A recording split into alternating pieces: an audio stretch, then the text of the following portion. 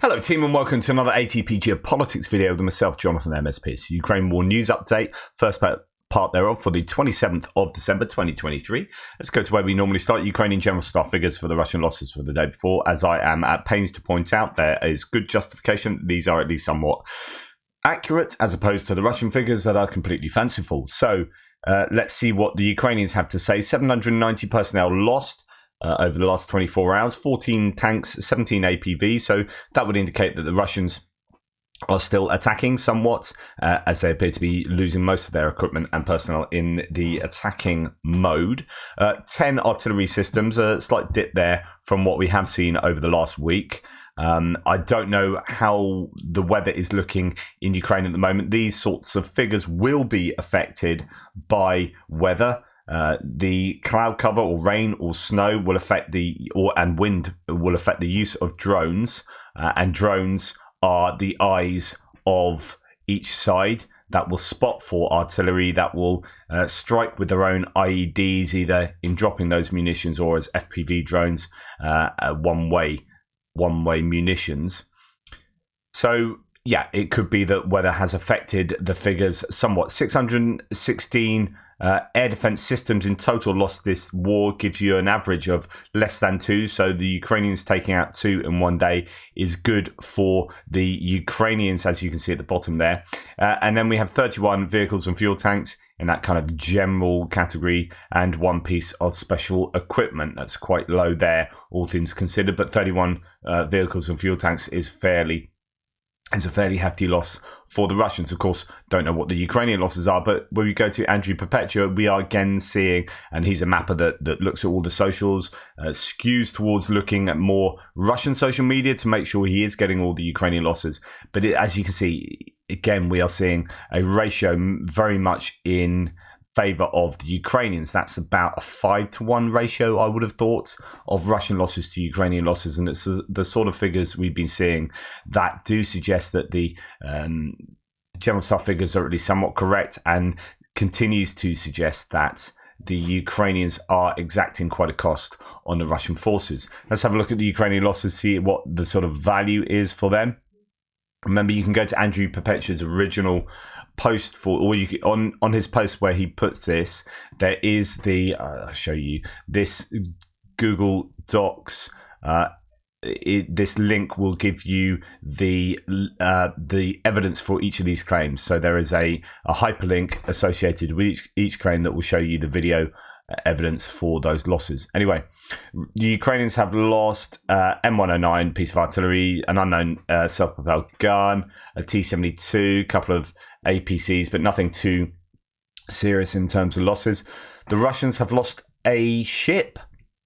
That's really all you need to know. I mean, if you're talking about the value of the Russian losses to the Ukrainian losses, my goodness, the Russian losses dwarf the Ukrainian losses. But we'll carry on. It wasn't just a large landing craft, large landing ship, but it was also another boat, a T-72. And I don't know whether that boat is one that's been included from the losses in Feodosia, where it appears that they have lost 2 ships, possibly 3, or the other 2 might be small enough to be classed as boats. So actually one of them is a training ship, but anyway, we'll come on to that. A number of tanks, including a T-90M, the latest one, breakthrough tank. So they've lost quite a variety and number of tanks there. IFVs, a number of BMP2s and a couple of BMP1s again, AFV, and that's a Terminator one. We have evidence of that. So that is their kind of upmarket, much trumped vehicle that they say, hey, we can do all sorts of damage with this. And actually, we've seen a number of them lost over the course of the war, although not too many, but I think that's reflective of the fact they just don't have too many of them. Civilian vehicles, quite a number, as you can see listed here, a lot of LOS, pickup LOS, SUVs and whatnot. So that goes back to the category of vehicles and fuel tanks. Right, moving on. Richard Vrecker of War Spotting here says, with so much attention to the destroyed Russian warships and warplanes, please don't forget the tanks. So he says Russia is now visually confirmed to have lost 60 tanks in December, And obviously, if you're looking at the general staff figures, that's way more than 60, as according to them. That's 14 tanks lost in a single day, and we're now on the 27th. So, that 60 is a small fraction of the general staff claims, and make of that what you will. The chart below shows a trend in type of loss throughout the war. It's small. Not quite sure what he's saying there. English a bit rough. A bigger percentage of lost tanks are T-62s this month, bigger than for a while. So T-62s are these orange ones, moving up to 5.8% there. So 6% of the tanks, where it's been down at sort of 2-3%.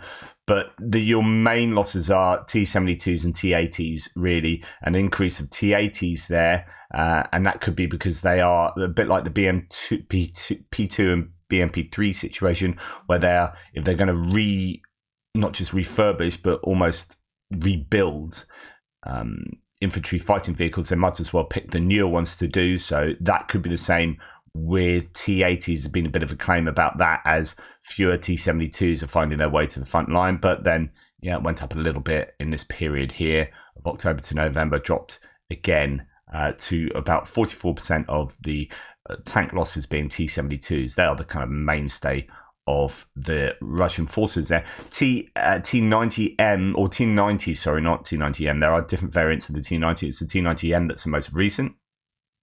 But T-90s, 10% back in sort of September time, now only around 4%, although, right through the beginning parts of the war, T-90s were not seen, were not destroyed in any great quantities, and we saw more and more of them being destroyed, as I presume they were needing to bring them to the front line. They were running lower on tanks, one would presume. Right, talking about the T-90, this is the T-90 that was hit.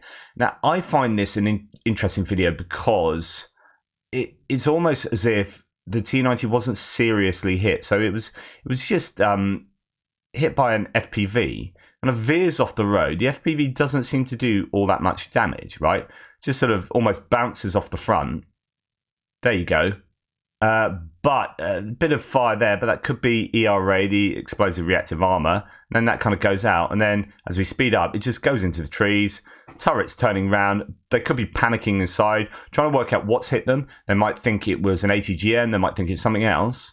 And then all the crew get out and run away.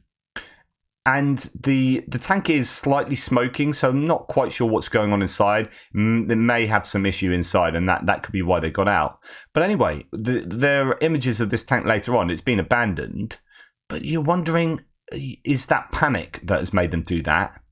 Or has it actually come to a halt? Are they unable to drive it anymore?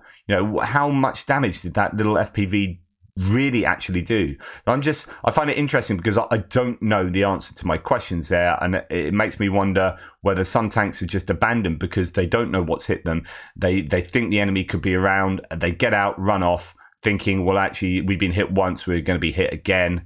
It turns out it might, on the other side of the coin, be just a little FPV that didn't do too much damage, and they didn't need to stop, and they didn't need to get out, and they didn't need to run away. So I don't know. And now that's been abandoned, then that leaves it vulnerable to strikes with IEDs being dropped by further drones. And here's that BMP-T, that Terminator vehicle. The Ukrainian FPV drones with RPG warheads targeted rather rare Russian BMP-T Terminator and terminated it. You can go and watch this video at your leisure. I can't really show some of these videos because I get restricted, but all the videos for the first two sections are in this case, actually first three sections are in the description to this video. Right, so we're moving on now to talk about what happened in Feodosia. So just to remind you, we had this ship that was blown up in the port of Feodosia. This is a place where the Russians have moved some of their Black Sea fleet, this sort of port here, given Sevastopol, which is a much better port, much bigger, more protected port, was under so much pressure from the Ukrainians. They moved some of their Black Sea fleet mainly to Novorossiysk, but also to Feodosia. And then Feodosia has been hit twice. So there was talk yesterday about ships leaving Feodosia, presumably on the way to Novorossiysk. The question for me is, will Novorossiysk come under threat from things like cruise missiles, or will the agreements with the countries who provided those cruise missiles state that the Ukrainians are not allowed to hit Novorossiysk? Will we have to wait until they've created their own indigenous missiles to do that? It's not hugely further, is it, from, say, Feodosia? Something like the Taurus would be very useful, but one would assume that they wouldn't be allowed to use that. So another 200 kilometers onwards from there, Feodosia seems to be, well, we'll look at reporting from Ukraine's video to see how they struck Feodosia and what exactly happened. But if you remember, there was the landing ship, a Raputsha class large landing ship that was completely vaporized. Well, apparently a training ship, UTS-150, is the second ship sunk by the armed forces of Ukraine in occupied Feodosia, and actually a third ship as well might well have been damaged. Here are the first satellite images obtained by Svoboda in the port of Feodosia after the Ukrainian missile attack appeared. In addition to the destroyed landing ship Novocherkassk, another ship partially sank, highly likely as a result of the attack. The type is still to be determined. So that's over here. Apparently, one sinking there as well. Now, this led Grant Shapps of the UK Secretary of Defence to say that 20% of Russia's Black Sea Fleet has been destroyed, and that is really pretty embarrassing. I'm just having this argument with this, what can only be described as a bit of a tool bag, this Russian bot, little Russian troll online, just like challenging me, saying, "Oh, you say the Ukrainians are like X, Y, and Z." I'm like, "How's the special military operation going, matey? Is it going all right? How's Feodosia? How are those ships? How's the Black Sea Fleet doing? You know, tumbleweed." But anyway, let's look to see what reporting from Ukraine has said about this strike. Unlike most Ukrainian strikes on Crimea, this one was not as comprehensive and involved drones and missiles. The drones were reportedly launched from Odessa to distract and unload the Russian air defense systems, and immediately after that, Ukrainians launched 4 Storm Shadow missiles from 2 aircraft Su-24M.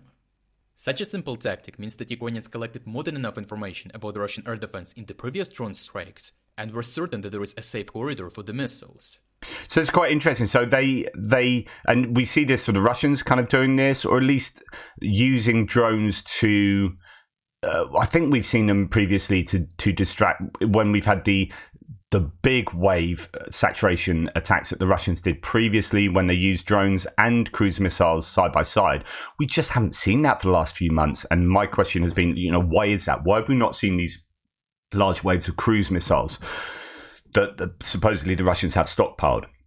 And there are several theories to suggest why that might be the case. But anyway, here, the Ukrainians used drones to distract the air defense systems, maybe exhaust them for the time being in terms of missiles.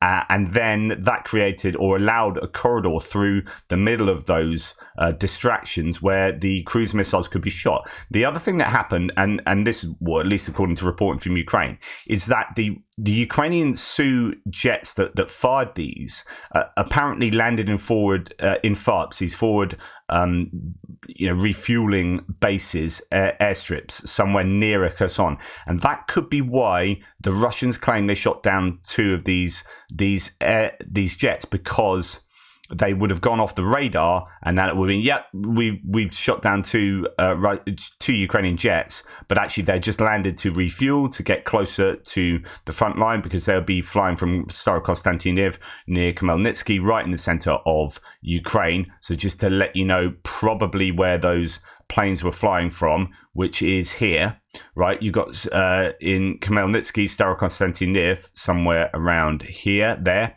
it is. So they have to fly all the way down to here to release their missiles. So the likelihood is they would have stopped off at a FARP somewhere around this region, and that would have had them disappear from Russian radars. So the Russians would have gone, right, we have taken down some Ukrainian aircraft, and then actually they just took off again and then released their missiles and hit Feodosia. As it turned out, the ship was loaded with hundreds of rockets for multiple launch rocket systems, thousands of artillery shells, and also kamikaze drones Shahid. The detonation was so powerful that the remnants of the ship were found in the center of the city. Interestingly, Ukrainians already tried to destroy the ship last year in Berdyansk, however it sustained mild damage. Today Ukrainians definitely finished what they started, because the freshest footage from the harbor indicated that the ship was sunken. Moreover, Russian sources also confirmed that the nearby ship Kapitan Guryev was damaged by the explosion as well, while the ship UTC-150 used for training was sunken. The satellite footage confirms that two ships partially or completely disappeared underwater. The Russian Ministry of Defense claimed that the ship sustained damage, but at this stage it is safe to say that it is irreversible. Okay, so most of that, which you know, although there's some more details coming out about other ships that were damaged. The interesting, another interesting point about this is that supposedly there's an S-400, which is the most capable air defense systems used regularly by the Russians. That do have, I think, potentially S-500s, but they don't. S-400s system 2 kilometers from Feodosia, and yet those cruise missiles seem to get through without any issues. So there are some questions to be answered there by the Russians. So the Russians have been saying all sorts of things, and Ukrainians as well, in terms of how many people were lost. The initial declarations from the Russians were that the ship was damaged and 1 civilian was killed and 2 were wounded. Regarding the strike on BDK-46 Novocherkassk, today, December 26, 2023, a missile strike was launched against a large landing ship, Novocherkassk, of the Black Sea Fleet, the Russian Navy, stationed in the port of Feodosia. The attack on the Novocherkassk airbase was carried out at 2:53 using British-French Storm Shadow Scalp cruise missiles. As a result of the impact, a massive fire started on board the ship, which led to the detonation of cargo. BDK Novocherkassk arrived in Feodosia from Novorossiysk. The ship was carrying out the task of transporting ammunition. According to available information, there were 4,400 artillery shells on board, as well as 280 Grad MLRS rockets. So this might explain why there was such a massive explosion. I cannot confirm the information about the presence on board of the Shahid attack drones, which many Telegram channels previously wrote about. So unconfirmed Shahids on board. Also, at the time of the impact, there were 62 crew members on board. The Russian MOD reported the death of 1 serviceman. I do not have accurate information about the dead or wounded. However, it's known that the evacuation of the personnel from the ship was completed an hour and a half after the missile strike. By that time, of course, that ship was vaporized. Due to a strong fire on board here, which gives reason to believe that the figures announced by the MOD of the Russian Federation are somewhat underestimated. In addition, as a result of the detonation of the ammunition, the rescue tug Captain Guryev, which was located at the nearby berth, received non-critical damage. Let me remind you, the port of Feodosia is under the protection of several S-400 Triumph divisions of the 31st Air Defense Division of the Russian Air Force, who recently had problems with target identification. Yep, no shit, Sherlock. This time, the S-400 has missed 2 cruise missiles. That's just 2 cruise missiles, by all accounts. I mean, some say 4, but my goodness, what could you do if you had? I think I'm going to ask the members this poll, which is, would you rather Ukraine had like 200,000 troops on the front line, or I don't know what number would be a good one to go for, something like 2,000 cruise missiles? What would be more useful? Whoa, that's a tough one. Anyway, 87 sailors killed aboard the ship, including 8 officers, says this source. Quote, our Crimean colleagues are informed that as a result of the strike on the Russian warship Feodosia, 87 crew members were killed, including 8 officers. This is a serious loss for the Russian Navy. A state that does not have its own military fleet continued to take out the Russian Black Sea Fleet in one gate. Ukrainians have established complete dominance in the Black Sea. At the moment in the water area, there is not a single Russian warship in the Azov and Black Sea. The work of Ukrainian ports, export and import volumes have been fully resumed. They reached the indicators before the full-scale invasion of the Russian Federation in Ukraine. In other words, Russian Black Sea Fleet is on the back foot, and the commercial fleets are operating effectively with impunity along the coastline of the Western Black Sea, and Ukraine is getting in the income for that grain export, and at the same time the Ukrainians are destroying Russian ships. Another source says 33 sailors, and these are the Russians. I think this is the latest Russian claim. 33 sailors are listed as missing. 23 people are injured. 1 is killed as a result of the attack on the ship. Remnants of Storm Shadow missile were found at the site, and as Astra previously reported, at the time of the attack of the night of the 26th, there were 77 sailors on board. According to the latest data, 33 are missing. As a result of the attack, 64-year-old port security worker. So this is one where saying actually it was a kind of civilian. Port security worker was killed. 4 more civilians were injured. So wildly differing claims here, but the Russians are really trying to minimize this issue. Fragments of Storm Shadow were found at the attack site. The ship was completely burned out and sunk. And then this... Now, this comes from Darth Putin. Darth Putin is a funny parody account that I do like to follow. This is a really important point here.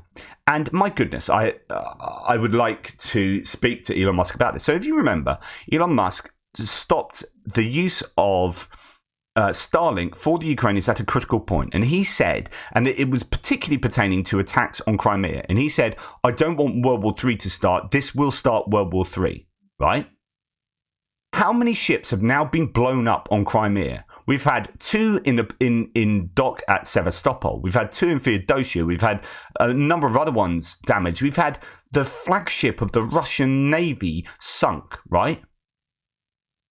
2 days ago, a ship completely vaporized in Feodosia. And Elon Musk said, I can't allow Starlink to be used in case of an issue in Crimea that will trigger Third World War. Nothing has been triggered. There are no red lines. Putin is impotent when it comes to people who actually stand up to him. He's very good when you're weak. And when you say things like, we can't allow Starlink to be used, then you are making Ukraine weak. So I'd just like to go back to this point in time when Elon Musk was given all the rationale for not escalating, for not helping the Ukrainians, which led to deaths of Ukrainians when Starlink was not allowed to be used. And just go to him, what do you say about this now? Because your rationale didn't work. It is not justified what you said by what we are seeing now, which is no escalation from the Russians, apart from, you could argue, just taking it all out on Kherson and shelling Kherson. But realistically, Elon Musk doesn't have a clue what he's talking about with regard to this war. Anyway, let's go on to distant strikes. So there were some Shaheeds released last night, 46, so a really fairly significant wave of Shaheeds. 32 was shot down. That is actually sort of 3/4, which is fairly good, like 75%, but actually more recently it's been higher than that. That's 14 Shaheeds still getting through. That is a worry, okay? That 14 Shaheeds landed somewhere and blew up. What did they strike? What were the targets? What was the damage that was done? We don't often hear about this because of the tight lid that the Ukrainians keep on these sorts of strikes. Okay, moving on, we have 2 Kh-59s were destroyed in the Dnipropetrovsk region yesterday, and I don't know if there were some more cruise missiles as well. So this is from last night, but there was activity throughout the day yesterday as well. And I don't know what got through, how much was taken out. Anyway, Andrew Perpetua says, whenever Russians suffer enormous military defeat, so this is in terms of the ship that was vaporized, they respond by impotently targeting civilians. The problem Russia is facing right now is that they are trying to make the West forget about the war.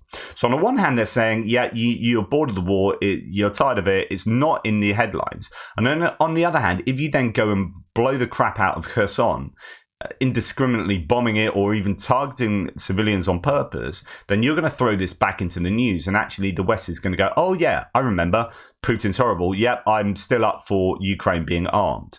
So this doesn't work in Putin's favor. Targeting civilians will offend the West, so they have to balance attacking the civilians whilst also not killing too many of them. Quote, oh, they attacked civilians for 3 to 4 hours straight with heavy artillery? How many died? Oh, like 4, meh, whatever. pretty much the cynicism we're up against. So, Russia has been attacking, as Andrew Perpetua again said yesterday, attacking Kherson for more than 2 hours straight. They've also attacked towns around Kherson. So this is the retaliation, I think, that we saw in response to those that ship being vaporized. So Kherson seems to be the whipping boy for the Ukrainian towns and cities. It is where the Russians hit when things go bad, and they don't want to release, for whatever reason it is, they don't want to release cruise missiles, ballistic missiles en masse. Now, yesterday, Russia resorted to outright terrorism, says Tim White, shelling Kherson's main train station while 140 people were waiting to evacuate. So this appeared to be a very purposeful targeting of civilians trying to get out of Kherson. The police managed to get everyone to safety and only 2 civilians were wounded. However, police lieutenant from Kirovohrad died. So this is pretty horrible. There was a lot of damage to Kherson. No report saying this is what Kherson railway station and city streets look like today. Brute shelling of civilians that were waiting in an evacuation train. Russians are vile creatures, he says. And there's some pretty horrible footage coming out from Kherson. Widespread damage to the train station, as you can see. Anton Gerashenko says of the same footage, the aftermath of the Russian attack on Kherson train station yesterday. By the way, Russia still considers Kherson to be a Russian city. By that logic, residents of Kherson are also Russians. This is really on point. And that is how Mother Russia treats them. You are still Russian. We have annexed you. You are part of the Russian Federation. So we are going to shell you. We are going to shell those civilians. We are going to shell those civilians trying to get away from the shelling. This is how horrible Russia really are. I'm so at the end of my tether with Russia. They are just morally bankrupt. Absolutely despicable behavior by the Russians on a routine basis. And there's plenty of footage to suggest this. And it went on through the night. You know, Kherson has been hit again tonight, says Tim White. One of the most difficult days since liberation before more than a year ago. It seems a drone may have got through air defense. So then there is this claim that, where is it? No. So there are these claims that Russia was using drones to hit the front line yesterday. Now, I find this interesting. Sorry, I can't find a source for that. But what's happened is since the Su-34s were shot down in this area or around, between Crimea and the Dnipro, they were shot down. We've not seen the planes be active, the VKS be active in hitting Dnipro River with their guided glide bombs. So what have they done instead? Well, it's too risky to get the planes up because there could be this Patriot system. So possibly, and I don't have this confirmed, but possibly they've been using drones, which doesn't surprise me actually. This would be a fairly clever use of drones in my books as far as kind of tactics go. They've possibly been hitting frontline positions, these bridgeheads, with Shahed drones as opposed to guided glide bombs because they can't get their planes up because the planes are too vulnerable to the Patriot if the Patriot is still in the area. And the Patriot wouldn't want to be used to take out Shahed drones because those values, the targets aren't enough value given that the Patriot missiles are super, super expensive. So Patriots will be, use them to shoot down stuff around Kiev maybe, more generally, but target the higher value targets like the Russian jets, but not Shahed drones being fired at frontline positions on the Dnipro River Delta. Interesting use of drones, if that is indeed correct. Right, Tim White then says explosions were heard in Odessa. So Odessa was targeted by drones yesterday or last night. And there was certainly some that fell to the ground and exploded, shot down by air defense that caused quite a bit of damage. I saw some things on fire in Odessa last night. One is reported to be an arrival, but that is not yet confirmed. Still some drones causing problems currently in Izium and Pavlohrad under threat. So that is much further up north. So Izium back up here. So interesting that they're hitting a number of different places with their drones yesterday. As we saw from that infographic, there were a number of 46 fired at Ukraine. So they were going to be hitting a number of places, and including Khmelnytsky. So that would be the Starokonstantinov air base where they send up those jets that fire the cruise missiles, where they send them up from. anyway, fairly extensive around the country. On the other hand, the second day in a row, explosions were heard in the coastal city of Yeysk in Russia. Air defense is reportedly active. So this is where Russia have potentially lost, this is Yeysk there, back from Mariupol. So they lost a Su-34 around Mariupol and apparently lost a jet in Yeysk as well, but that's been unconfirmed. And Yeysk has then been hit subsequently for a second night in a row, or second day in a row. So yeah, the Ukrainians still hitting places. I haven't heard too much else of other places being hit in occupied territories by the Ukrainians. Right, let's move on to other bits and pieces now. An Atesh agent discovered the transportation of Russian missiles to the S-400 air defense system in Simferopol. So this is in Crimea. The car was escorted to its final destination. The location of the S-400 division was discovered near the city. So and I guess both sides have this issue. There are pro-Russians in Ukraine that will be relaying information to the Russians, no doubt. But there's quite an active network of people within Crimea that relay information to the Ukrainians, and the Ukrainians then hit these points in Crimea. The S-400 positions will be incredibly high. That'll be incredibly high value information for the Ukrainians. Right, and a lot of conversation has been had concerning Zaluzhny's press conference that took place yesterday. So he gave a lengthy press briefing. Let's go through some of the main points that different analysts have brought up from this press conference. There might be some repetition here, apologies. Okay, so one, the character of the war in 2024 will differ significantly from that of 2023. Quote, we have identified key problems and identified about 90% of the solutions to those problems. The military command did not provide the Ukrainian leadership with specific figures concerning the mobilization of new recruits. The 500,000 is an estimate of total manpower needs for 2024, which would cover 1, current shortfalls, 2, setup of new units, 3, expected losses in 2024. And given that, actually it's worth noting this, which is we are not talking about instantaneous mobilization. The need is divided into periods, reports Zaluzhny. Ukraine can simultaneously prepare 10 brigades. Quote, I agree with any initiative that even increases the responsibility of getting people to the front unprepared. That's not possible, says the commander of the armed forces. So yeah, a few notes on mobilization. 3, General Zaluzhny believes that Western partners will sustain their support for Ukraine so that the newly mobilized servicemen will have sufficient weapons. Quote, I'm certain that Western partners will stay by our side. 4, Zaluzhny supports a proposed legislative change to discharge the defenders who have fought for 3 years only on 2 conditions. 1, sufficient reserves to replace them, and 2, the situation on the battlefield does not flare up. This is such a difficult balancing act, right? You've got people that have been fighting on the front lines for blooming ages, right? And they are exhausted. And the longer you fight, the higher probability you have of dying or being maimed, right? So you're thinking, I really want to break and I want to see my family. And, you know, the longer I'm here, the more chance I have of copping it. So we need to rotate. I'm not able to do my job as well because I'm exhausted.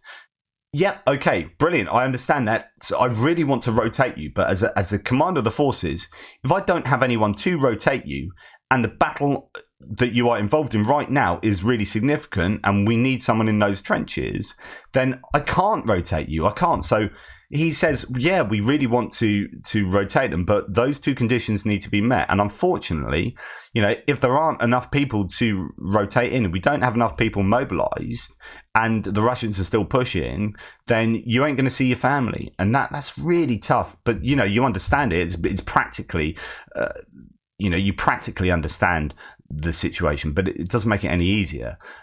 Anyway, the 5th point, General Zaluzhny compares the already devastated Mariinka to Bakhmut and explains that withdrawal of Ukrainian troops to its town limits, the lives of our servicemen are more important to us, he says. So someone else says of his strong and frank words that they expose the brutal realities in Ukraine and make the need for aid crystal clear. So Maria Avdiva says the evolution, well, quoting him, the evolution of military technology constantly transforms the nature of war. To win, AFU must adapt to these changes. The war in 2024 not only may be different from the war in 2023, but it must be different. So it's like it's necessary that we have a different war. If we just do the same with what we just done, then we don't have enough troops to sustain sustain those kind of losses, even though the Russians are losing crazy amounts more. And we'll come onto that because he says that's the biggest mistake that he made. Sorry. Quote, as for Russia, I would like to say that it was my mistake to believe, so this is the mistake, to believe that the number of losses we inflicted on the enemy even a year ago could stop them. So they were planning that if the Russians took this many casualties and took this many pieces of mechanized equipment losses, then they would just capitulate and give up, and they'll be able to burst through.